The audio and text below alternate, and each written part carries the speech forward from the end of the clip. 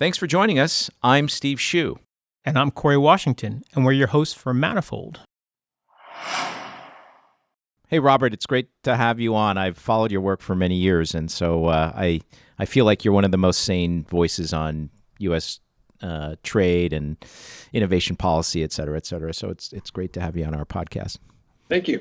Okay, our guest today is Robert Atkinson. He's the founder and president of the Information Technology and Innovation Foundation, which is recognized as one of the world's top think tanks for science and technology policy.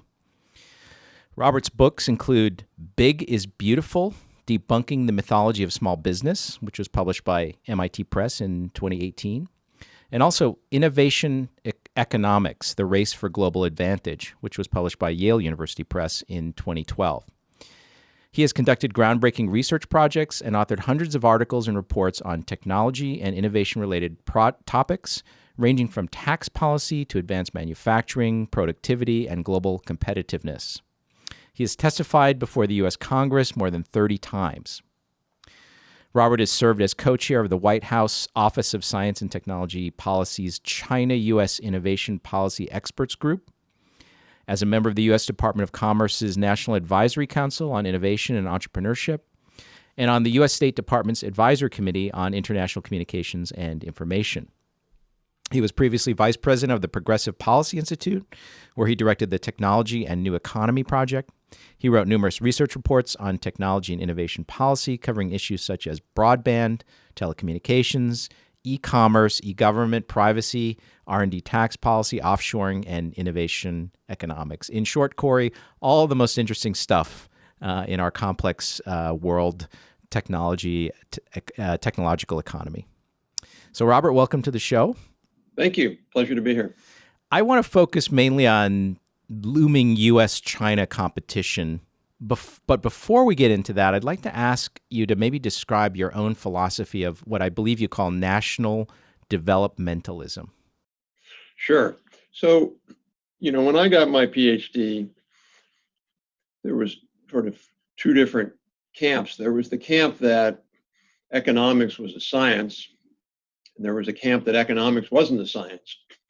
And the camp that economics is not a science is simply to say, like all social sciences, it's embedded in the systems we're in, it's embedded in how we frame things. And so what our view is, that Mike Lind and I talked about national developmentalism, is it's a new way of thinking about economics and economic policy that's different than the conventional view. So the conventional view, what people would call neoliberal economics or neoclassical economics, which is sort of grounded in this notion of countries have comparative advantage, and then the global economy is really all about Ricardian comparative advantage and free markets. And our view is really different than that. It's simply to say that in a world now where many countries are competing heavily for competitive advantage through active government policies, some of them quite legitimate, like supporting research universities and getting more STEM graduates, but others,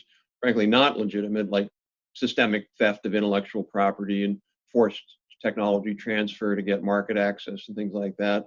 But really, it's naive for the United States to think that it can thrive without having its own set of policies to win in global competition.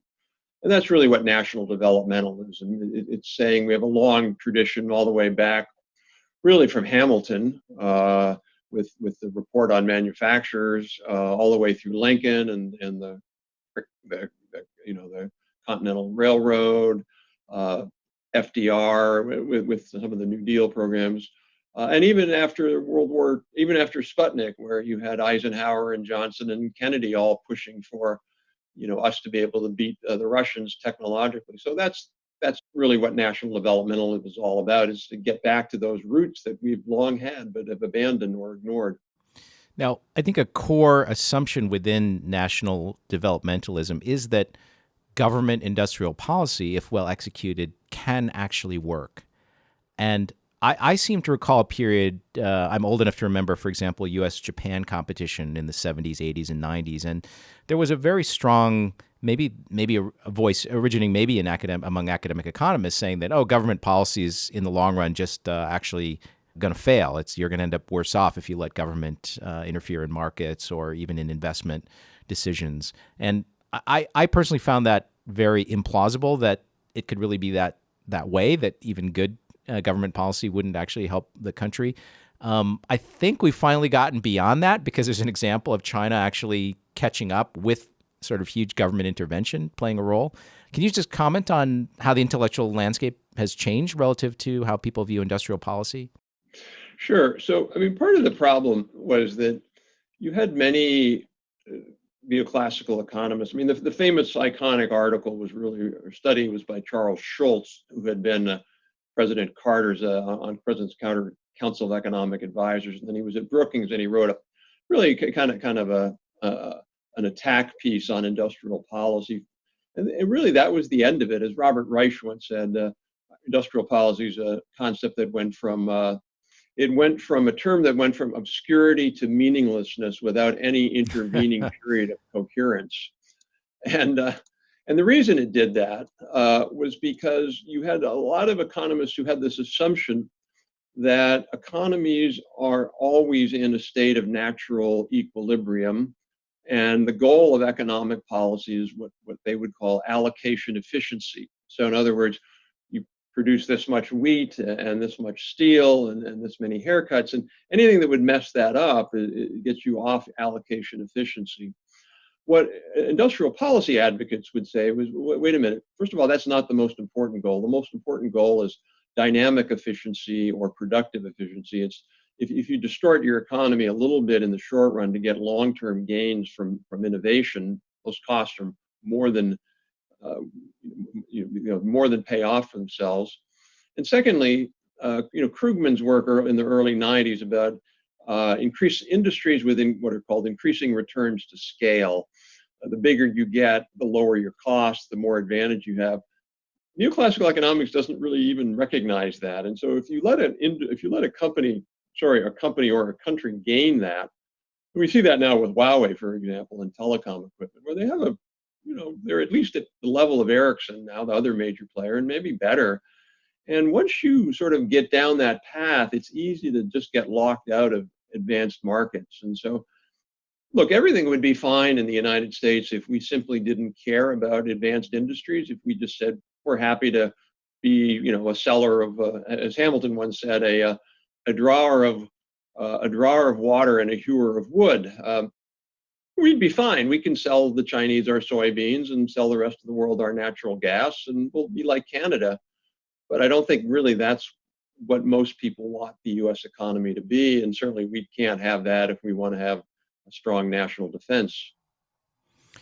I think, among economists who were against industrial policy, there was maybe a more nuanced statement that if government gets involved in figuring out which research efforts to support and which industries of the future to subsidize, it will inevitably get it wrong, or at least underperform what would happen if you just let, for example, venture capitalists or big corporations decide how to allocate research resources. And I think that doesn't have to be true. It could be true in certain periods of time and certain instances, but I think you can't have that hypothesis while at the same time saying that, these Chinese guys, by subsidizing Huawei and a bunch of other companies, maybe solar cells and companies that make solar panels and things like this, that they're going to eat our lunch. So once you have that recognition that governments are playing a role, then you have to be smart about how your government plays a role.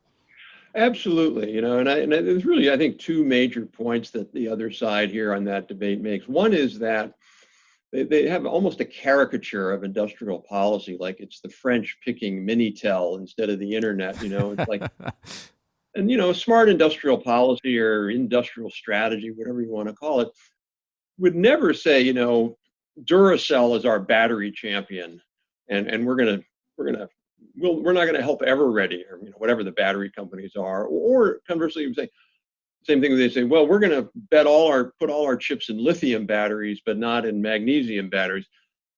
Government, to their credit, yeah, they're right. Governments can't pick individual firms. They can't even pick individual narrow technologies. What they can and should do is pick broad areas that we know are going to be important. So, for example, the U.S. has to be a strong player in semiconductors. And we don't know whether it's going to be Intel or maybe it would be IBM or Micron. Same thing, for example, is we probably should be good in batteries, in storage, but we don't know what kind. And so I think government certainly can pick broad technology areas and industries. The other component of that, where I really think in some ways only government can pick winners, and that's the fact that many economists have done studies showing that the rate of return from the private rate of return in investing in innovation is usually lower than the social rate of return because of what economists call spillover. So, for example, the company that invented the CAT scan, I forget who did this, it was a very famous study. The social rate of return of the CAT scan was like, 100% a year. I mean, it was massive, but the company only got a small share of that. So if you think about that, then it really only government can pick winners. Because what you always want to do is you want to align the private rate of return with the social rate of return. And the market by and of itself only focuses on the private rate of return. Sorry, Robert, to interrupt, but yeah. My role in this conversation is partly to be what we call our audience ombudsperson. So I'm going to ask the naive questions. How do you define the social rate of return and how do you measure it? I think people are very comfortable with measuring dollars, financial return, but how do you quantify a social return? Well, again, from kind of an economic model, the way you would do it would be you would say, okay, let's say, Steve Jobs comes up with the iPhone, and they made a bunch of money from it. They made a lot of money from it. But the social rate of return of the smartphone was massive because it enabled things like Uber and Airbnb. It essentially became a platform. So the way you would count the social rate of return is really another way of saying that is what's the total economic return to society? How much more GDP did we have because this technology existed? So in the CAT scan example, it would be all of the health savings from having the ability to scan inside the human body as opposed to before.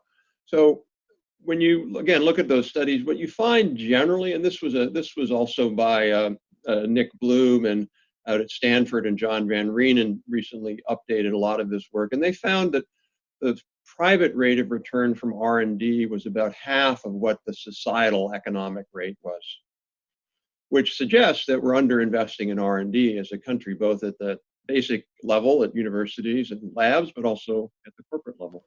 I also remember these debates about industrial policy from the 70s through 90s, and I guess I was probably much further to the left than Steve was then, because on my left-wing side, it was just taken for granted that industrial policy was a good thing, and that we kind of saw these free marketeers attacking anything that looked like government involvement. And so it was sort of puzzling to see this other side win in the absence of anything that looked like really definitive evidence. And maybe this intersects with the question whether economics is a science, because if it's right that this single paper had such an enormous influence in killing discussion of industrial policy, it looks like economics is not a science, but a highly politicized form of debate, where one rhetorically very influential person can shut down research and shut down policy. So isn't that something of an argument on the side of the people who think that economics is really not a science, the fact that this paper and this movement took over so strongly in the absence of clear evidence? You're absolutely right. I couldn't agree more. I mean, it is frustrating for me when I see these proclamations by economists that simply say things like what we talked about. Well, we all know that these policies are suboptimal. And what I've never found is a footnote. Normally when academics make a claim, there's usually a footnote, and they'll say, Journal of X, volume 4, page 19, and there's never a footnote because they don't. Just to them, it's part of the overall doctrine. It's part of their just worldview. It has to be right. It would be like somebody saying, well, wait a minute, we don't believe in supply and demand curves. Well, sure, supply and demand curves generally are, most of the time, they're accurate. So you're absolutely right.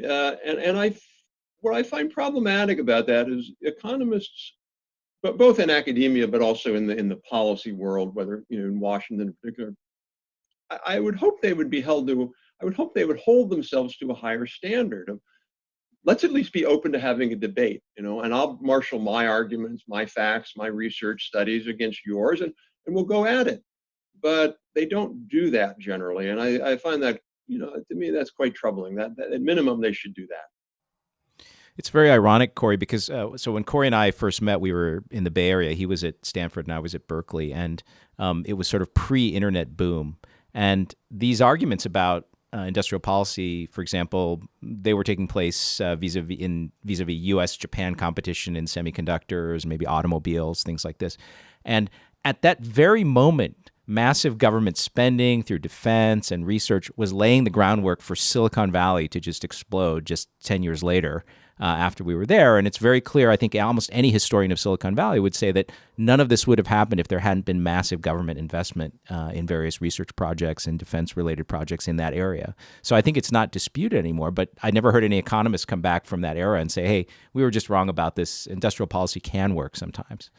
What's interesting is that you saw among historians of science a recognition that, say, Vannevar Bush was incredibly important in driving the development of science in the U.S. And that was effectively not quite industrial policy, but essentially technological policy, educational policy. So, but that recognition didn't seem to seep into the debate, right? It was much more broadly funded. People granted that we were putting money into really basic industries and that was probably giving benefits. But yeah, it didn't seem to register concretely in that debate. Well, yeah, Corey, I agree with that 100%. I mean, the problem is technology policy is this sort of intellectual ghetto. It's something that real economists don't study. Real economists study. My favorite example of that is if you look at, so Greg Mankiw has a textbook for, I'm sure it's taught and used in many, many econ 201 classes around the country. And he has one 400-page textbook. He has one page on innovation. And his example is the automatic ice cream maker. So part of it is as Paul Romer famously said, he was at Stanford, then he was at the World Bank, that, for most economists, innovation is exogenous. They can't model, it's outside, they don't know how to measure it. And so they just kind of ignore it and then assume that everything else works. And, your point about Silicon Valley, I always remember testifying at a hearing in Congress one time and about the role of government. And there was a gentleman who was a big venture capitalist in the Valley. And he said, well, all this talk about industrial innovation strategy is making me uncomfortable. I mean, just look at the major companies in Silicon Valley that were born that had nothing to do with the government: Apple, Intel, and Google. So I said, well, actually, Apple got Apple was an SBIR award winner, I believe, or some SBA thing. Google, Sergey Brin was working on an NSF grant to do his doctoral research. Without that, he wouldn't have harder to develop Google. And Intel was Air Force chips. So you're absolutely right. There's sort of almost a willfulness to ignore how the role of government has actually played a big role. So now the tables have turned and the U.S. is starting to think of China as a sort of existential threat. And I think everyone agrees that that's an economy where the government really does play a strong role in picking or building winners, maybe stealing technology secrets from us.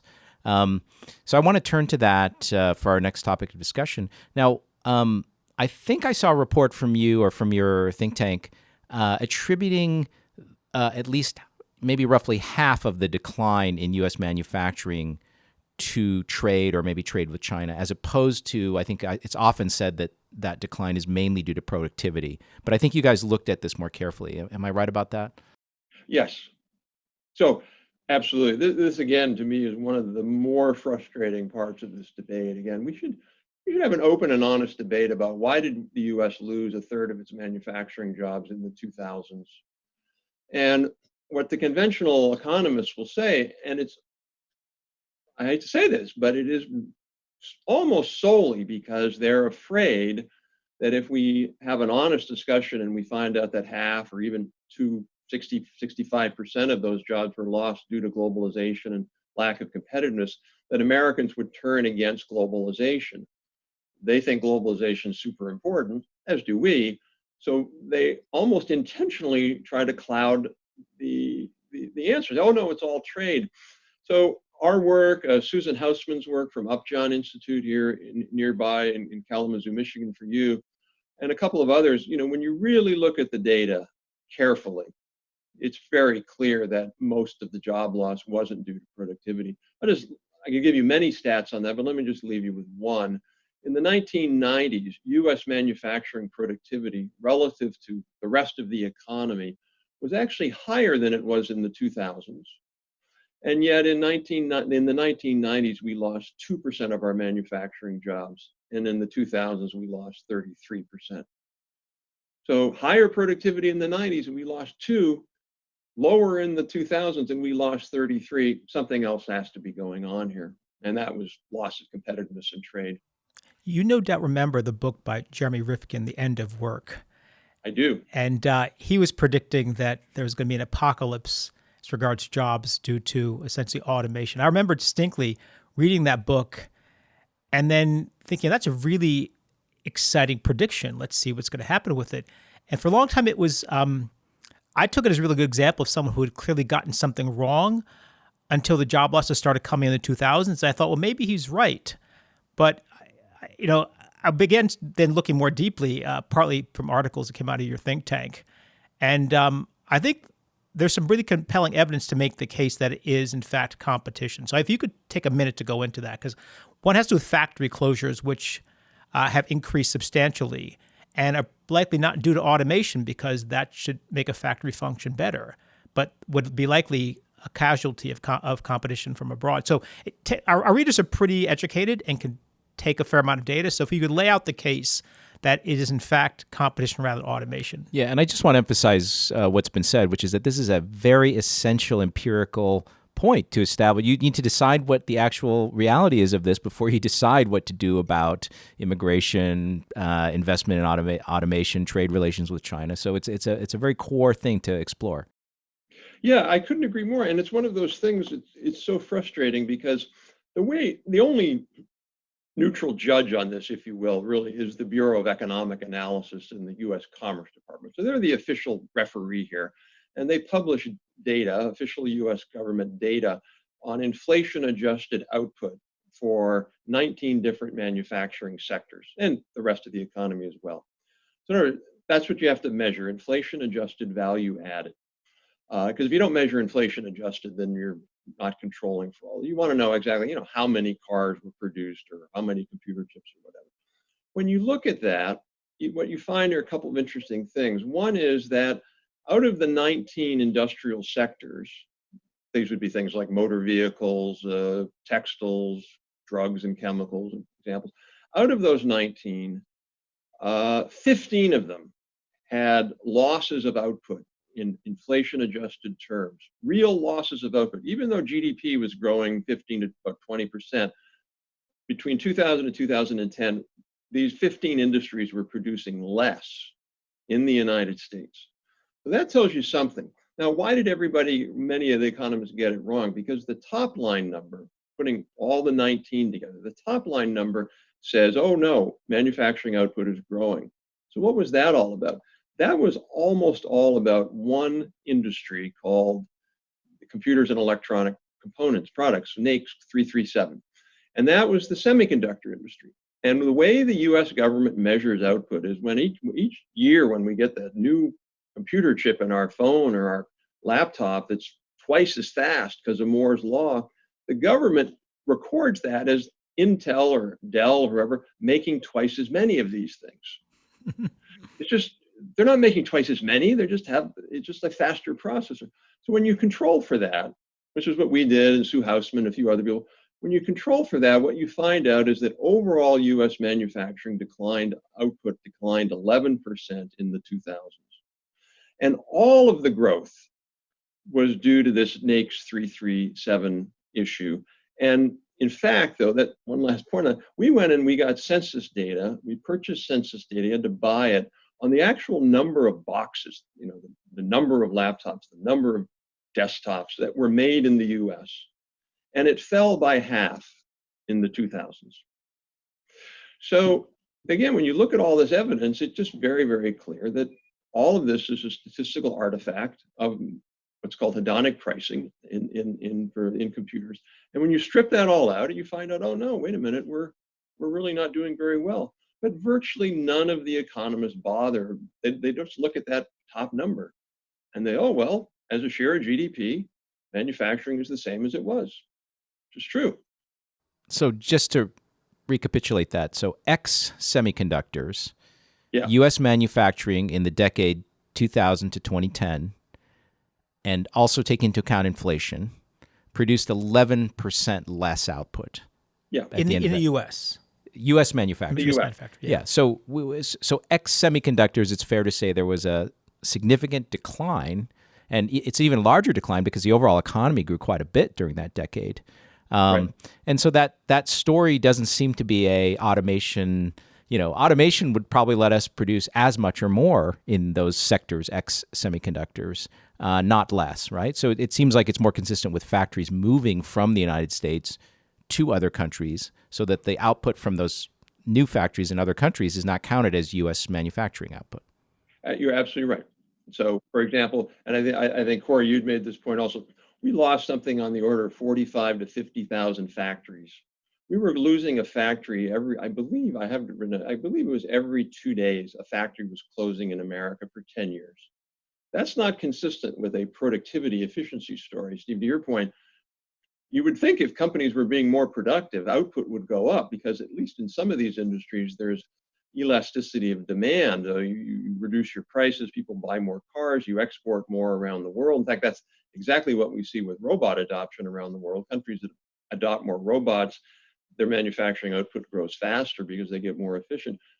One last factoid here, which I think is emblematic of the point, is in the United States in the 90s, the total capital stock of U.S. manufacturers, so add up all their machine tools and their lathes and all that stuff, add it all up in 1990, added up in December 31st, 1999, it grew 37% in inflation-adjusted terms.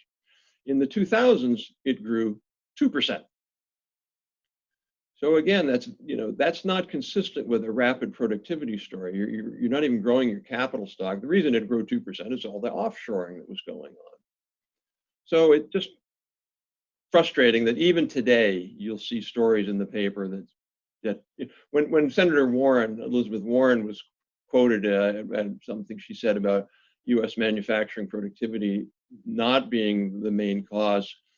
Glenn Kessler, I think that's how you pronounce his name, in the Washington Post, the fact checker, he did a fact check thing on it and interviewed me. And I was disappointed in what he said because to me, there was no stretch of, there was no, what he calls a Pinocchio in what Senator Warren was saying. She was absolutely right.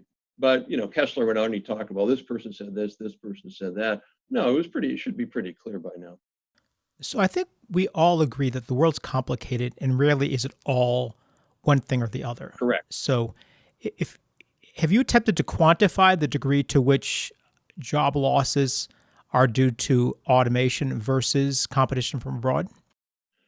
Yeah, and I think that's one of the key things here is there may be some people, I don't really know them, but maybe they're saying it's all trade and competitiveness, competition. We've never said that. Sue Houseman's never said that. Economic Policy Institute's never said that. The other side says it's 90% plus automation. Depending on the estimate, I think most estimates are about 50 to 60% loss due to trade and lack of competitiveness. By the way, one of the interesting things now, which very few people are talking about, we've seen this growth of manufacturing jobs now in the last 8 years or so. But when you look at inflation-adjusted manufacturing output from value-added output from, I guess, 2014 to the present, it's actually declined. So even now, it's still declining. Well, why are manufacturing jobs growing? The answer is, for the first time, probably in American history, but certainly since 1948, manufacturing productivity is growing more slowly than the rest of the economy. Very troubling, very strange. And that's why we're seeing one of the reasons we're seeing more manufacturing job growth is companies just aren't being as growing their efficiencies. Now, hopefully that's going to change with what people call Industry 4.0 or smart manufacturing as companies begin to ramp up new technologies. But that's pretty bad that we're seeing slower manufacturing productivity growth now. It seems to be the opposite in China, because I think there are lots of stories about, in the cell phone manufacturing lines, them being able to do it with almost no people now. So their sign seems to be in the opposite direction. Yeah, some of the best work on that is by my colleague Willie Shih at Harvard Business School, and Willie's done some really fascinating case studies there. I'll get this wrong, but it's I forget, it's the major Chinese 4K TV maker, the big screen.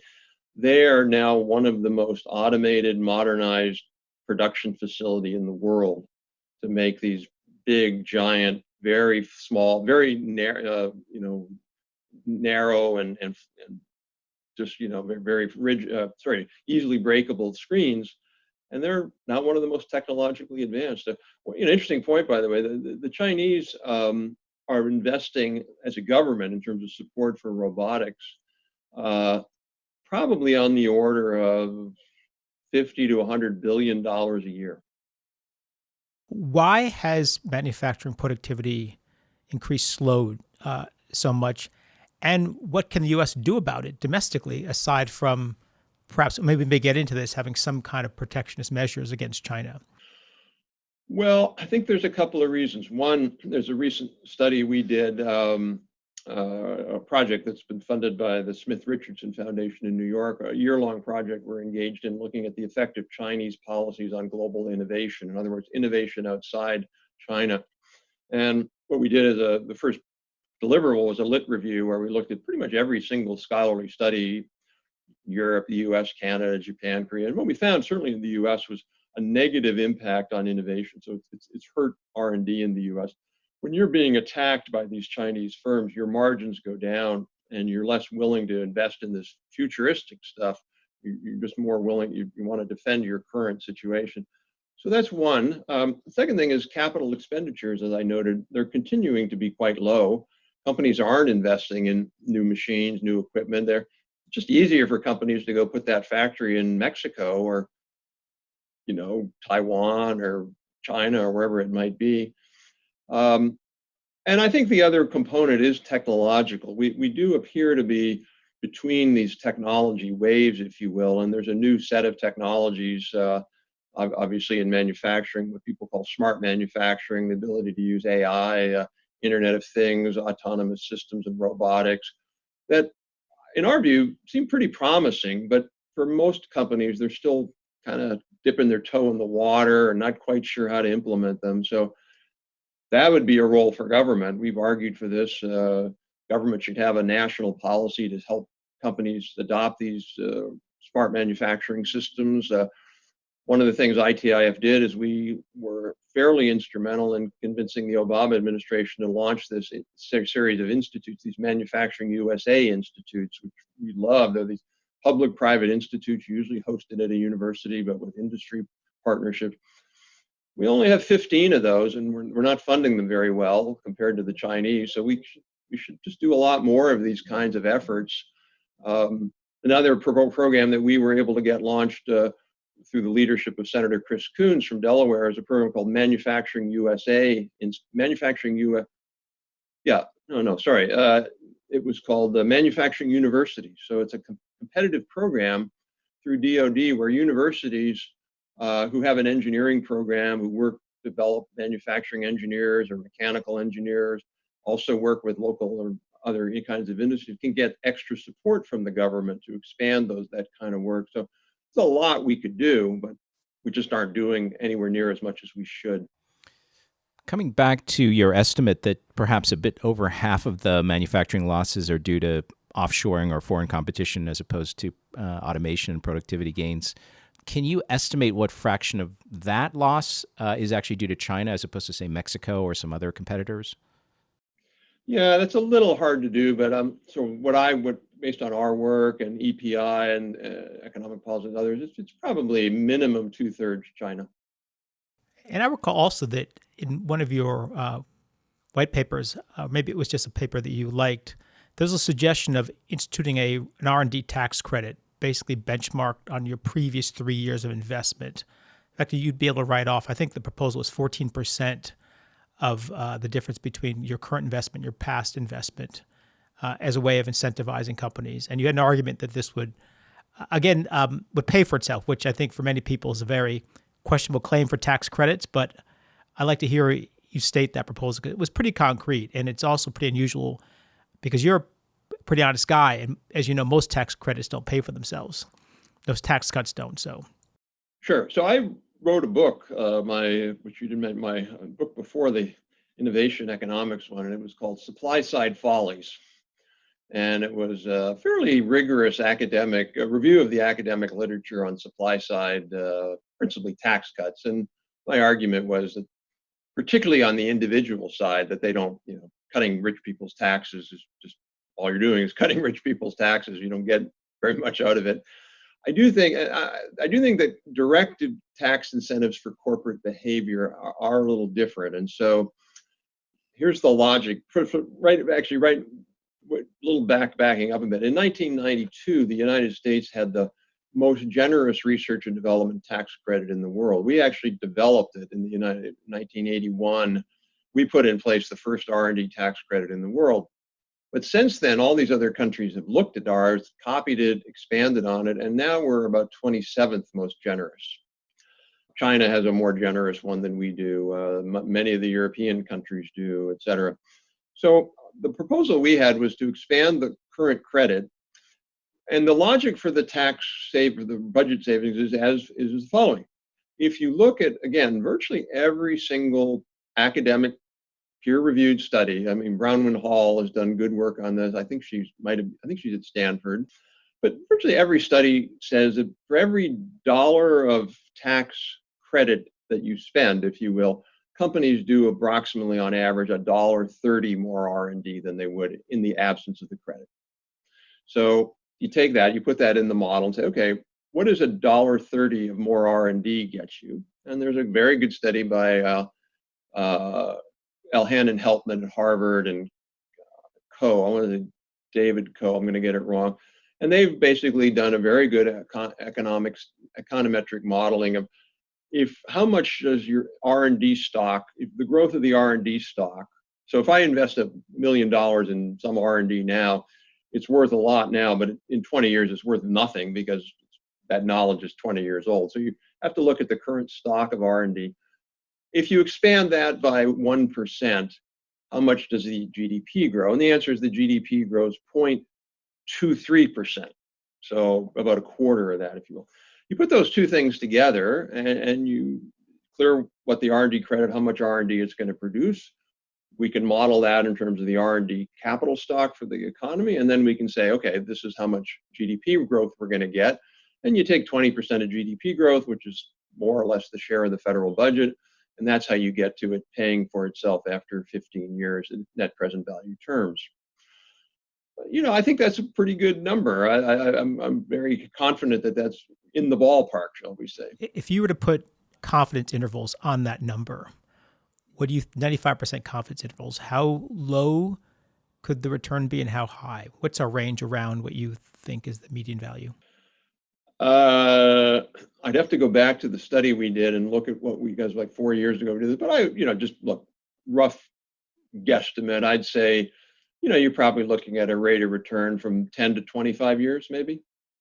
I think, Corey, coming back to the point made earlier about social return or overall societal return from research, I think all the studies I've seen place the rate of return very high, as being very high. Now, it's difficult for an individual company to capture those returns, but society-wide, don't think there's a lot of debate that well-intentioned, well-motivated research actually produces huge returns for society as a whole. Now, this was the inside of Vannevar Bush back in the 40s, effectively.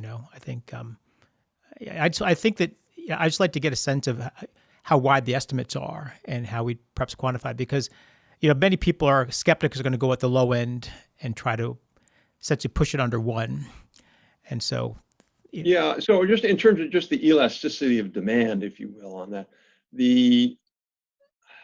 I would have to go back and look, but again, I don't recall a study, maybe there's a couple, but out of reviewing maybe 30 scholarly, peer-reviewed studies in academic journals, the range is, as I recall, is from $1 to $2.70. Now, I would grant the 270 is probably high, maybe for a particular country, but to me, that, I think we used $1.30 in our model. So let's just say we used the dollar, a dollar for dollar instead of the dollar to $1.30.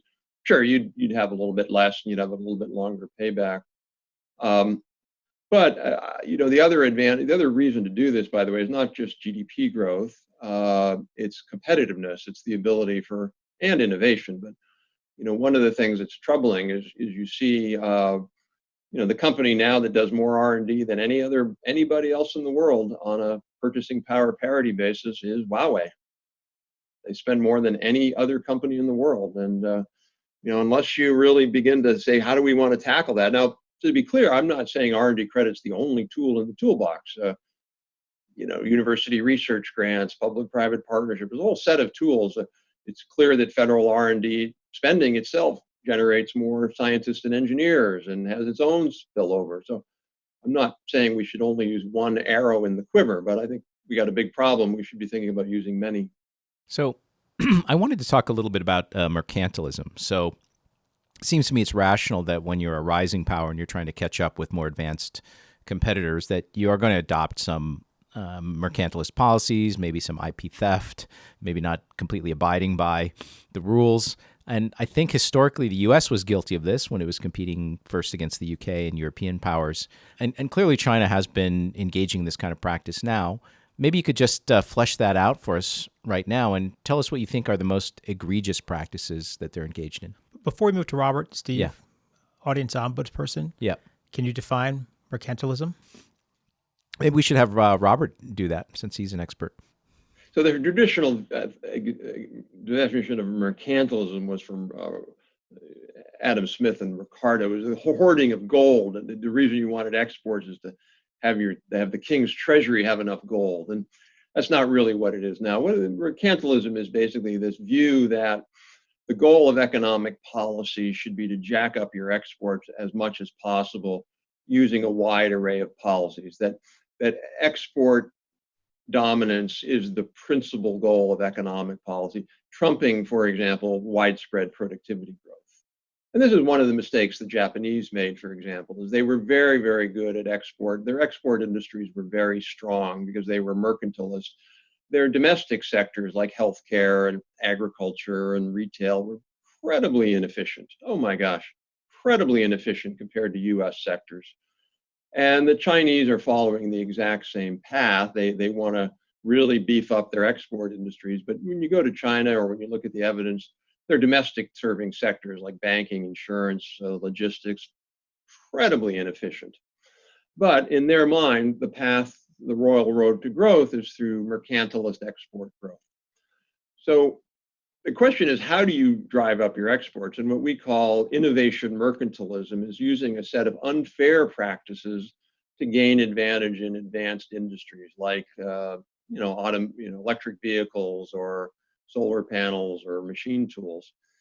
And what the Chinese have been doing is putting in place a whole set of practices, like, for example, forced technology transfer. If I was reading, I'm doing a little bit of research now on why the U.S. lost. Why don't we have a telecom equipment provider anymore? So we had the world's dominant telecom equipment provider in the late 90s called Lucent. It was a spin-off of AT&T / Western Electric. Bell Labs was part of it. And within 10 years, it potentially went bankrupt. It was acquired by a French company and it disappeared. So why don't we have that? Well, one of the reasons is that the Chinese, starting in the early 90s, they had an active policy where they made their telecom equipment companies buy from as many different foreign telecom equipment providers as possible. So Lucent, Nortel, Ericsson, Japanese companies. Why did they do that? Because in each one of those equipment purchases, they required technology transfer. If you're going to sell us a switch, you got to tell us how that switch works. So that all went to ZTE and Huawei, and it helped them build up their capabilities. Massive subsidies. So for example, right now, the Chinese government has a war chest between their provincial and national governments of over $100 billion, the equivalent of just to give it to semiconductor companies.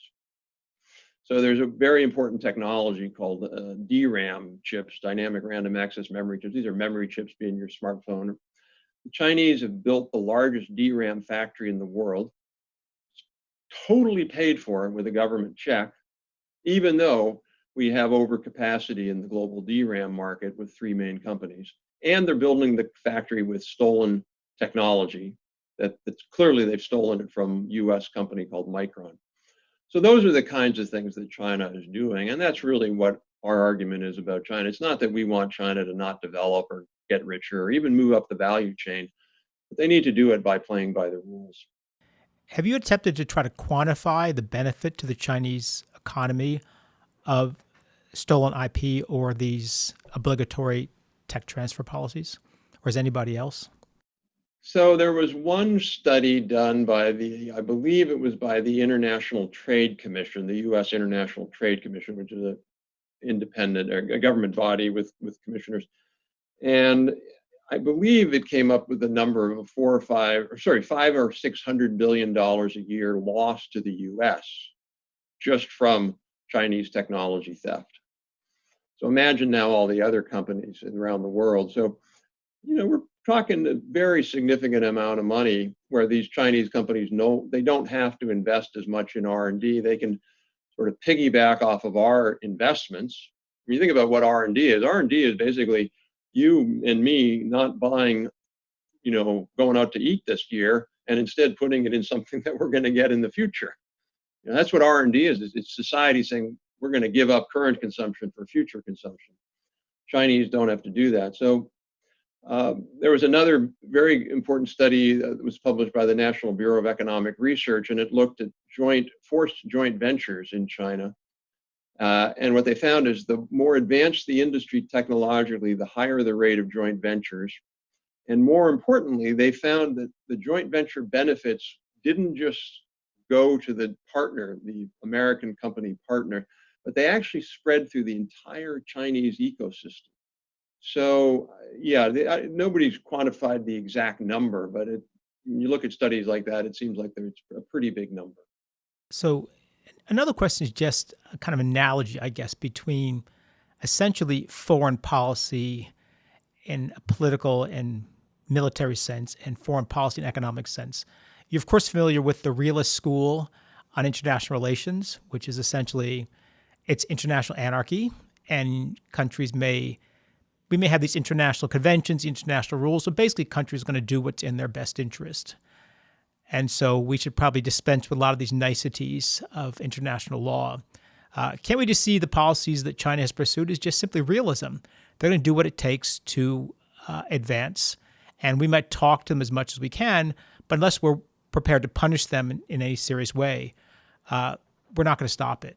And so, we've got to have some serious enforcement mechanisms, perhaps some kind of trade war type situation or a WTO with real teeth. But otherwise, countries are just not going to follow the law because it's not in their interests. I couldn't agree with you more. It's absolutely right. My co-author, Mike Lynn, wrote a recent piece called, I think it was The Rise of Geoeconomics. And his argument is, what we are in now is not just a realist world with regard to foreign policy and military affairs, but in economics as well. And you're absolutely right. I actually think China could do better if they had a different policy, but I get what they're all about. They're not just about growing their economy, they're about growing their power.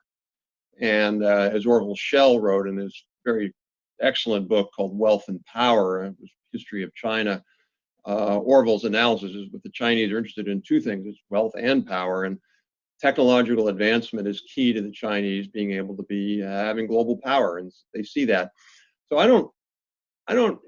don't necessarily think that somehow I think they're wrong, but yeah, they're going to do what they're going to do, and there's only two ways to stop that. One is if we had a WTO with teeth, but we don't. And the WTO has shown itself that it isn't up to the task of dealing with non-rule of law countries. So the very, very good study by Mark Wu, who I think is, I want to say Harvard Law, I think it's Harvard Law School, wrote a piece on just exactly why China can get away with it. I'll give you an example. In the WTO, to bring a case, you have to have really two things. One, you have to be able to show the law or the regulation in a country. You go to China, they say, we don't have a law on forced tech transfer. Show us the law.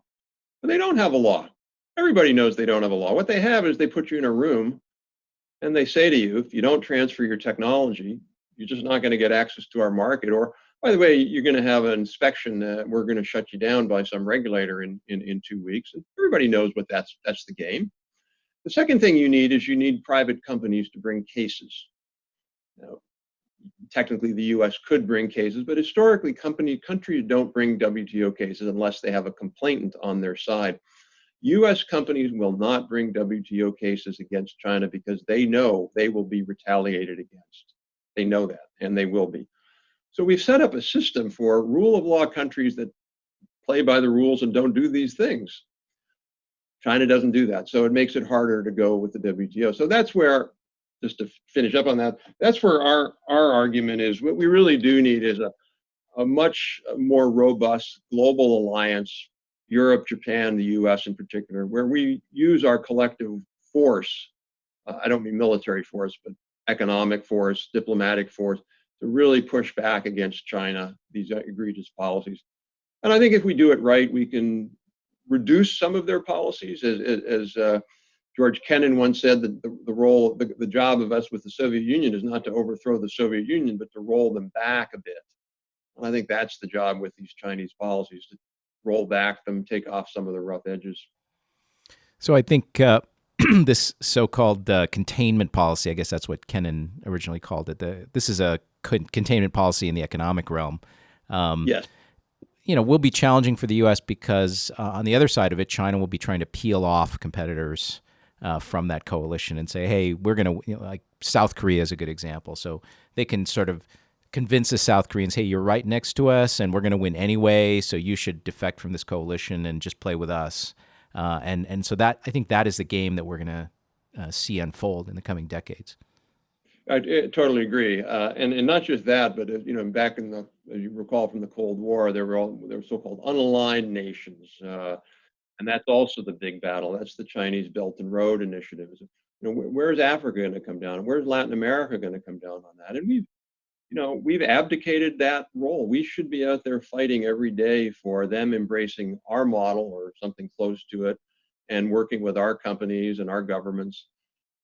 With regard to a place like Korea, I think Korea is on the fence. They're really in a hard place, but I don't think Japan is there yet. Japan still understands that it's in their interest to push back. They're not going to be the tip of the spear. The U.S. has to be the tip of the spear.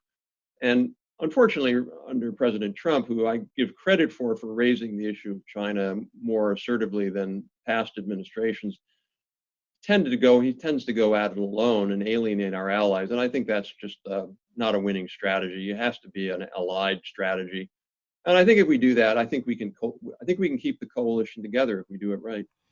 I agree with your characterization that Trump should get credit for pointing out the problem, but that he's tried to go it alone, and that may not be the way that we can win. In fact, if you look at direct U.S.-China trade competition, I think exports to the U.S. are only something like 8% of their GDP now. So it's somewhat limited, the degree to which we can hurt them through just U.S. Unless there's a tariffs. coalition.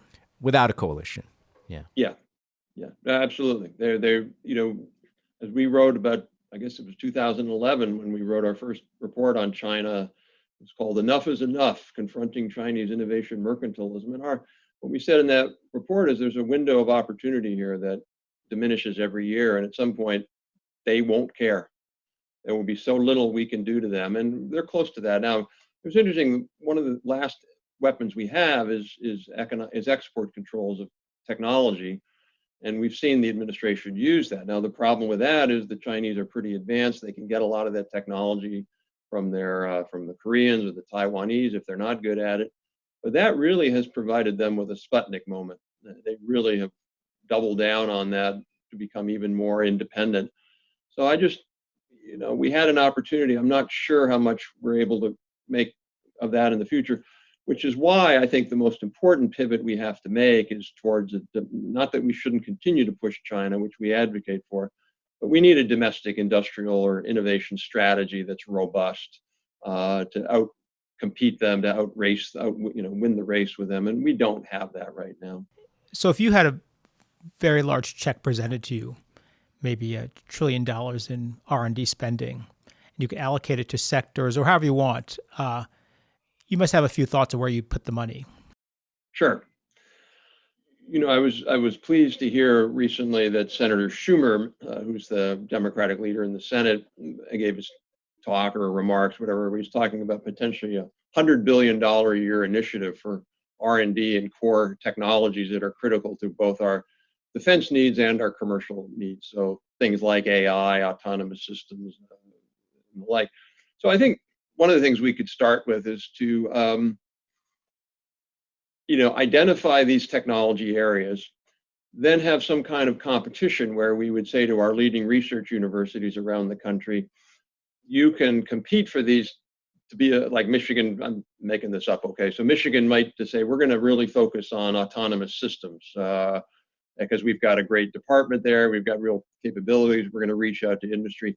And the federal government could make a 10-year commitment to say, we're going to give you, 50, 75 million a year to beef up that effort, and also to make sure that it's not just academic papers published over in some, foreign journal, but that, you're going to work with spin-offs or existing companies and try to help companies in the US. So we could do that. As I mentioned before, we have these manufacturing USA centers. We've created 15 of them. They're very good, but they're not well funded. The Chinese have created 15. The same 15 we created, but closer. Their first 6 were exactly the same as our first 6, but they've created about 15. Now they're planning to create about 45. Each one of their centers that already exist has an order of magnitude higher funding than ours do. So I would do things like that. I would expand the programs we have to help our small and mid-sized manufacturers automate, modernize, train their workforce. I would expand the R&D tax credit. I would think about, do we need analogs to Cementec, which we had in the 1980s and 90s around the semiconductor industry. Sorry, analogs to Cementec? Yeah. Cementec was a private-public partnership, which was very controversial in the 80s to help U.S. companies compete against the Japanese. In the semiconductor industry? Yeah, in the semiconductor industry. There's a general view. You talk to people in the semiconductor industry that was led by Robert Noyce, who was one of the founders of Intel, and not led by, but spurred by him. There's a general view that it was a successful program.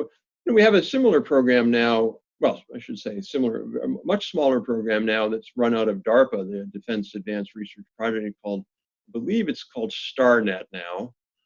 And it's a public-private partnership where I think there are 6 universities around the country that are very, very good at advanced semiconductor research. So doing research where the benefit's not going to be here for 10 years or longer. And what StarNet does is it gives these university centers money, but it has to be matched by semiconductor firms. And they have a semiconductor technology roadmap where they say, okay, this is the areas we think are really important. And it's all together, the government, the university researchers, and the industry. And one of the benefits of that is it also produces very, very good graduate students and really understand this and gets more graduate students. Why not do that in 20 industries, 10 industries? I think there's some real opportunities for something like that. I think one of the big differences, and this is something Corey and I have discussed on other podcasts, is that the Chinese are behaving as if they believe that this societal level ROI on R&D investment is high. And the United States is behaving as if we don't have faith that it's going to turn out to be high. So when Corey made you give your confidence intervals for where the reality could turn out, the Chinese leadership are anchored at the high end and the U.S. leadership is anchored more toward the bottom end. And we're just behaving as if that's our belief, what we believe. So it's unfortunate. Well, it's interesting because it's not clear to me what our leadership believes, but I think our leadership parrots what it believes its constituents believe, and they may be right. But there's a certain set of constituents out there who are very skeptical of universities and how they conduct themselves. And our politicians have to pay attention that the Chinese don't have to. They just simply can ignore people like that. Well, I think it's a combination. I agree with that to some extent, but I think most Americans, if you look at some of the polling and you ask them, should we invest more in science and research in the country? Most Americans, when they get that poll question, they say yes, even if it's at universities. I think it's probably more the English literature departments that they have a problem with, and not the electrical engineering departments. I think the problem is a little more insidious than that. It's that if you're a member of Congress and you want to get out and give a speech about why we need a national industrial strategy, you're going to run the risk of having, some Newsweek columnist or pundit, or some think tank over here in Washington, or some economist write an op-ed that says that you're not only don't know what you're talking about, but you're going to hurt the country. You're clueless.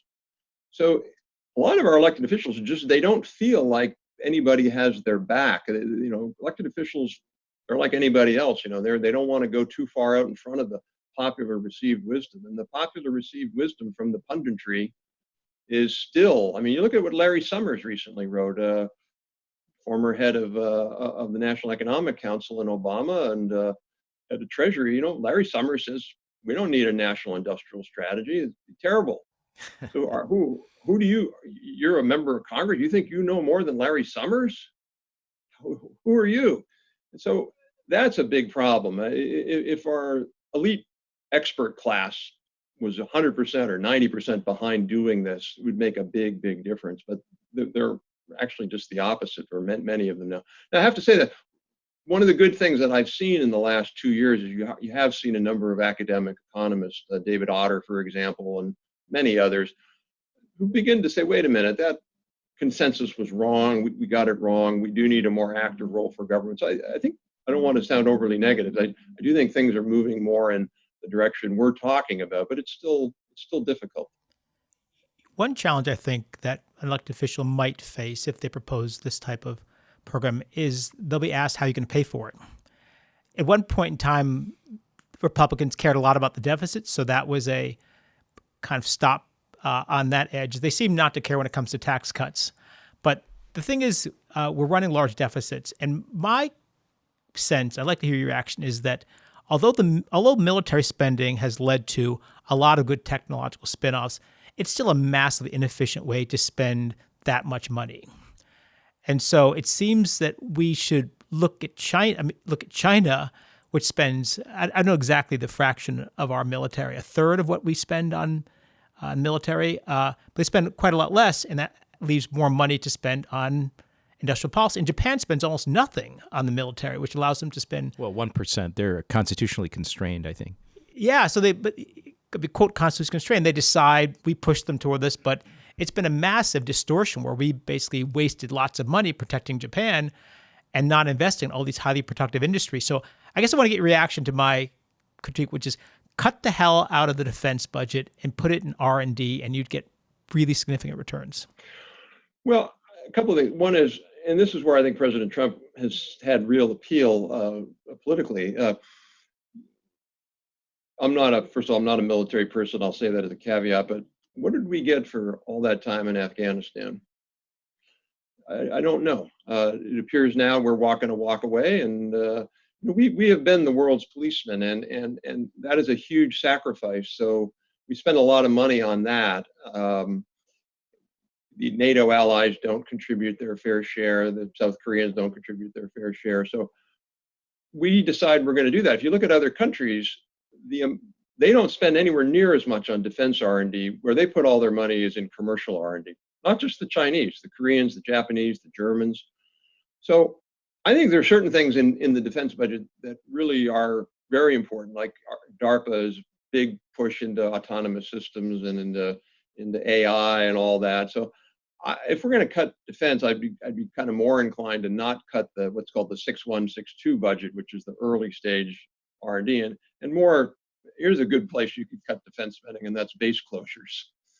We have a lot of bases that the DoD wants to close, and we don't close them because everybody in their congressional district, the members want to keep them.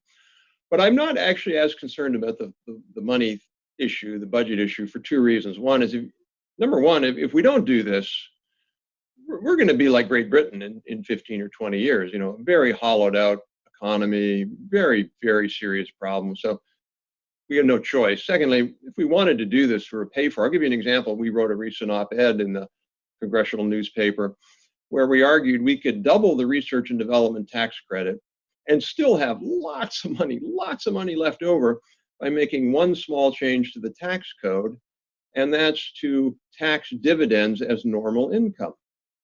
So right now, if you're a stockholder, you get dividend income, it's taxed at a much lower rate than normal income, assuming you're a high earner, which most dividend recipients are high earners. What are we doing? This is just a giveaway to wealthy people. In fact, it's even worse than that. There was a good study by an NYU finance professor who found that the lower you tax dividends, the more companies give dividends rather than retain earnings to then reinvest in equipment or workforce training or R&D. So I don't think the money thing is all that. You can fix the dividend thing. You can fix what's called carried interest for investment. You could raise the top rate on rich people a little bit. There's lots of things you could do, and so I think, to me, in some ways, it's just an excuse for not doing anything. As a budget item, R&D is really quite small. So, if you just have faith in it, it isn't that hard. I agree with Robert to actually find the money to fund R&D. Well, I mean, look, theoretically, right, you can identify these things, but it's a whole nother political motion to get these things through. I mean, almost everyone's talked, not everyone, a lot of people have talked about raising the tax on dividends, changing the carried interest deduction, and it just hasn't happened because wealthy people I'm hypothesizing, right? But wealthy people are just too influential in the political system, or at least politicians feel too beholden to them to do it. And cutting the military is a problem because, as you pointed out, there are bases associated with every congressional district. And so I agree. At a theoretical level, you can easily identify line items you could change that would give you that money. But it just seems that we have not increased R&D substantially, and I don't see it happening in the near term. But if you were an R&D optimist, and so you put the ROI from R&D near the higher end of that realistic range, you'd be willing to do deficit spending to do it, right? Because it's still going to pay for itself. You can borrow the money. Yeah, I would, but I kind of see how it's going to operate in the political calculus in D.C. That's a lens in which it's going to be argued, right? People who are against it are going to say, how are you going to pay for it? So I'm kind of looking at this through a political lens. I think Robert's in the trenches on that. So I'm curious, yeah. So when you make this argument to people, what do they say back to you? And why do you think it hasn't happened yet? I made this argument at a congressional hearing, and the member of Congress said, no, it doesn't. And that was the end of the discussion. So, look. But that's not the consensus, I don't think. I assume there are people in that hearing who agreed with you, probably. There were some, but they were more, frankly, on the other side. It's interesting, that's one of those things from both sides of the aisle on that one. So the Republicans oftentimes, by the way, just to be super clear, there is a growing consensus now, particularly in the Senate, where you have very strong Republicans and Democrats who both want to do something that we're all talking about now. People like Senator Marco Rubio, Todd Young from Indiana, both Republicans, Cory Gardner, Colorado, Chris Coons, Mark Warner, Chuck Schumer. But sort of on the extreme side of both parties, you have some Republicans who say, oh, I just don't believe that. This is the smaller the government, the faster the economic growth. Given whatever data you want, it's not going to make a difference. And on the left side, you'll have things like, that sounds like it's just going to help companies. Companies already have too much money. We need to spend the money on, healthcare, universal coverage, or whatever that might be. So I agree with you that this is going to be a hard sell. And I think there's really only two ways this resolves. One is it's just the frog in the boiling water. We don't wake up, and we wake up eventually one day, like Great Britain did, and saying, oh man, we're just a second-rate country now, and then we're just going to have to slog it through, and we can't get it back because we've lost so much. Very hard to get back a telecom equipment industry now. Very hard to do because we lost it. Imagine if we were to lose our chip industry, our biotechnology industry, our machine industry, and our aerospace industry. You don't get those back. The second possibility, though, is some kind of more of a wake-up call from something China does. Do we have some kind of spat in the South China Sea? Do they try to take over Taiwan or something like that? where we say, okay, this is an existential challenge. We've got to really double down. I think it could go either way, but you're right. American politics have really become much more partisan and hard to get things done. So it's not like it was in the 60s, 70s, even in the 80s. We had a bipartisan consensus with Reagan and in the presidency and the Democrats in the House and the Senate to confront China, to confront Japan. And we did. I mean, people forget that. There was a slew of legislation passed in the 80s.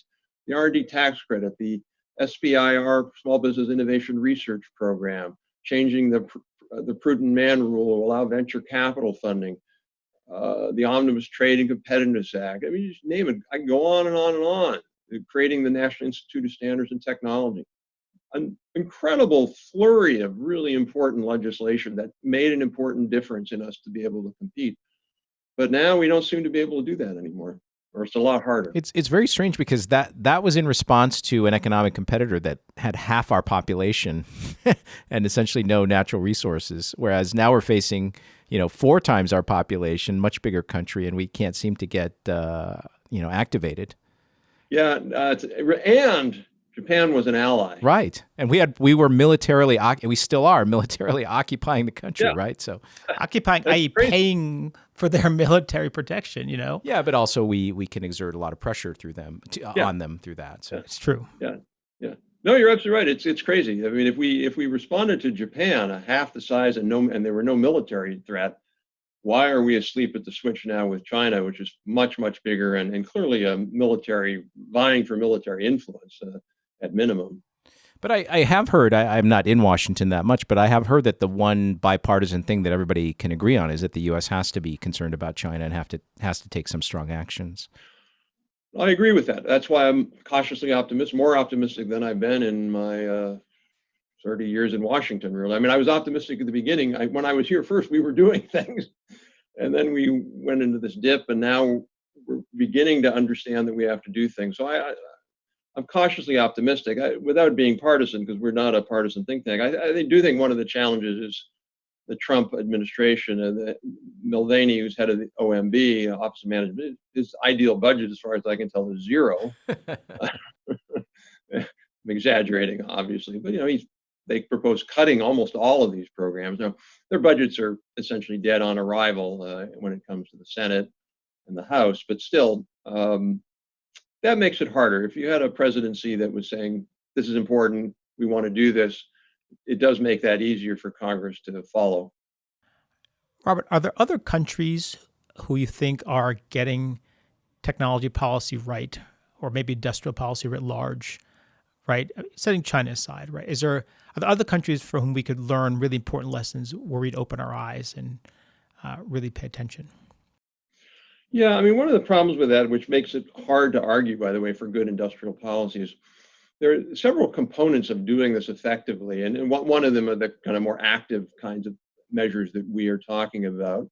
But clearly another one is having the right regulatory system and not overly regulating your companies and having these onerous rules and then sort of embracing what the Europeans call the precautionary principle. So I can look at some European countries and say, wow, they're really doing some good things. Countries like Germany now, who, by the way, spends more on R&D than we do, which 15 years ago they didn't. The Netherlands, Finland, Sweden, I can look at all those countries. They're doing pretty well. Even, frankly, the UK, I think they're doing a really, really good job from a policy side. But then I look at Europe and I go, you're regulating privacy so strictly that you've gotten the balance all out of whack. You can't really do innovation with data there. You have the precautionary principle when it comes to things like GMOs and new technology. So they've got some things right. They've got other things, but I think they're really hurting themselves. I look at a place like Israel. Israel, to me, again, the challenge there is a much smaller country, but they are doing great. A book called Startup Nation talks about how, to your point about the military, they've been able to fund lots of really interesting things in their military that they spin out into world-leading companies. I think Taiwan is an interesting case. They've done a good job. Singapore. But there's no really perfect country. Under the Trudeau administration in Canada, I have to give them a lot of credit. They've put in place some really interesting national technology programs, including the supercluster program for things like AI. What I think the overall message is virtually every country, every major country in the world now has woken up to this, and they've woken up to the reality that they have to have a proactive / industrial / technology strategy. We're one of the few countries that hasn't woken up yet. We still, part of it's like that old commercial, we're what is it? We're Hertz, we're Avis, and we try harder. Yeah, we're Hertz, so we don't have to try harder. We're Hertz. We don't have to try. We're number one. We'll always be number one. But we're not anymore. That's the thing. So another theme of our podcast is human capital and talent. And so a lot of the war over technology is just the war over tech workers and talent. And so I'm curious to hear if you have any really specific views about how we should change our immigration policy, if at all, to address the challenge from China. People joked during the financial crisis that we should simply make Detroit a free immigration zone and hand out visas to hire people willing to start businesses. And it was an idea that, I don't know if it went much further than this building, but it struck me that immigrants are often people who create businesses, and well-educated immigrants often start companies. There was a thought for a while you should staple a green card to every PhD issued in a tech field. Yeah, so there was actually a I forget the name of the program, but it was if you came to the U.S. and you invested a certain amount of money, you could like get $5 million, I think. Yeah, and so DHS was Department of Homeland Services was doing a review of that, and it ended up Trump, I believe, ended up either killing it or reducing it. We had an interesting, I thought, reform of that, which was you would get that, but only if you invested in a business that was a traded sector business. So a lot of those companies that people come in there, they invest in a bagel shop or a hotel, and I'm not knocking them, they're hardworking people and all this, but we don't need any more bagel shops. Those are going to happen. But if an entrepreneur comes in here and says, I got a great idea for a machine tool company, I want to sell it around the world, yeah, that's the kind of person that we need. I think one of the challenges with immigration now is that a lot of our high skill immigrants from a STEM perspective are from China. And there are certainly cases, and I think it's really important to get this right. Most of these Chinese immigrants or students are, a lot of them want to be here, and they're not spies, no question about that. But some of them are. That's been documented. They come over here almost with task orders, and so I think it's whatever you believe about that, and whatever you want to do about that. I think that it suggests that we're not going to be able to rely as much in the past as we have in the future, as much we have in the past, on really high-skilled Chinese immigrants. So are we going to get them from India? Well, that's the other main place we've been getting them, and maybe. But so I agree with you that we should do a better job. I'm of the view that it should be easier to get a green card, particularly if you have a graduate STEM degree from a U.S. university. The other thing I will say is I think we've long given up or not done enough to get more Americans into the space.